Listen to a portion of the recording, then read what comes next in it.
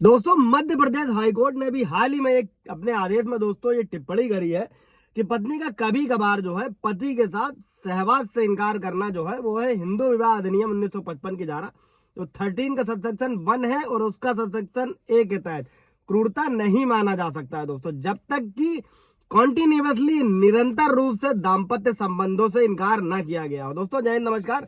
मैं advocate Ashish Mishra. Like कर दीजिएगा, शेयर कर दीजिएगा, सब्सक्राइब कर दीजिएगा ताकि इन्फॉर्मेशन, ये जजमेंट, ये आदेश, ये जो हाई कोर्ट ने क्या कहा था, इससे और लोग अवगत हो सके। अगर किसी भी तरीके का मैट्रिमोनियल डिस्प्यूट चल रहा है, तलाक की अर्जी है, मेंटेनेंस का केस है दोस्तों हाई कोर्ट ने ये कहते हुए पति की जो अपील थी दोस्तों उसको खारिज कर दिया दोस्तों, और फैमिली कोर्ट ने जो तलाक की जो याचिका को जो ठुकरा दिया था उसको हाई कोर्ट ने भी सही ठहराया। अभी मामले को संक्षेप में समझ लेते हैं दोस्तों। जो अपील करता था यानी कि पति था, उसने फैमिली कोर्ट में जो है धारा 19 के तहत हाई कोर्ट का दरवाजा खटखटाया था और उसकी जो याचिका थी वो जबलपुर के जो है फैमिली कोर्ट ने खारिज कर दी थी। और पति का ये कहना था दोस्तों कि उसकी शादी 2007 में हुई थी और 2009 और 2019 में 2009 से लेकर 2019 में जो है उनके 2 बेटे हुए। और पति ने यह आरोप लगाया कि शादी के शुरुआत से ही जो है वो संबंध जो है वो तनावपूर्ण थे, ठीक नहीं थे। और पत्नी क्या कर रही थी?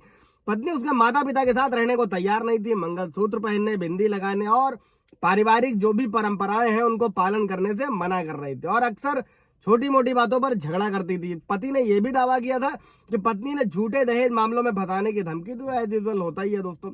और सहवास यानी कि वैवाहिक संबंध बनाने से भी इनकार कर दिया दोस्तों। और मार्च 2024 में क्या किया कि बच्चों और सामान के साथ में मायके चली गई। पता नहीं इतने इतने सालों के बाद होता कैसे ये सब। और आगे उसने ये भी आरोप लगाया कि पत्नी अभी लौटने को तैयार थी जब उसे ठीक तरीके से देखभाल और भरण पोषण का आश्वासन कोर्ट द्वारा दिया जाए।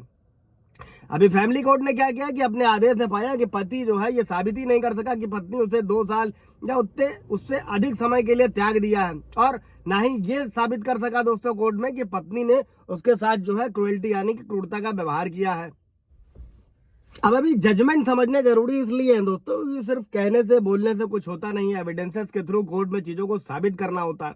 और इस केस में हाई कोर्ट ने शुरुआत में ही कहा कि पति ये साबित नहीं कर सका है कि पत्नी ने उसे 2 साल तक लगातार छोड़ा था, इसलिए जो डिसर्शन है यानी कि त्याग का जो ग्राउंड है वो भी मौजूद नहीं है दोस्तों। और क्रुएल्टी के आधार पर कोर्ट ने कहा कि धारा 13 के सबसेक्शन 1 के सबसेक्शन ए के अंतर्गत क्रूरता वही मानी जाएगी जो इतनी गंभीर होगी पति पत्नी का साथ रहना असंभव हो जाए। और एविडेंसेस को देखते हुए कोर्ट ने क्या कहा कि कोर्ट ने कहा कि पति द्वारा जो लगाए गए आरोप है, झगड़ा है, कोविड काल में पत्नी का साथ ना रहना है और जो फैमिली कार्यक्रम है उसके साथ जो है ना रहना जो है, ये गंभीर घटनाएं नहीं जिन्हें क्रुएल्टी कहा जा सके। ये तो वैवाहिक जीवन की सामान्य घटनाएं। और सहवास से इनकार के आरोप पर कोर्ट ने क्या कहा कि जो अपील करता है और जो प्रतिवादी है, शादी 2007 को हुई थी, मार्च जो 2024 तक साथ रहे, उनके 2 बच्चे हैं, जो ये साबित करता है कि वो एक अच्छे से साथ रहे। और वैवाहिक जीवन में कभी कभार सहवास से इनकार करना मेंटल क्रुएल्टी नहीं है और इसके लिए निरंतर इनकार होना आवश्यक है। मतलब लगातार वैवाहिक संबंध बनाने से अगर पत्नी इनकार करती है और इसके लिए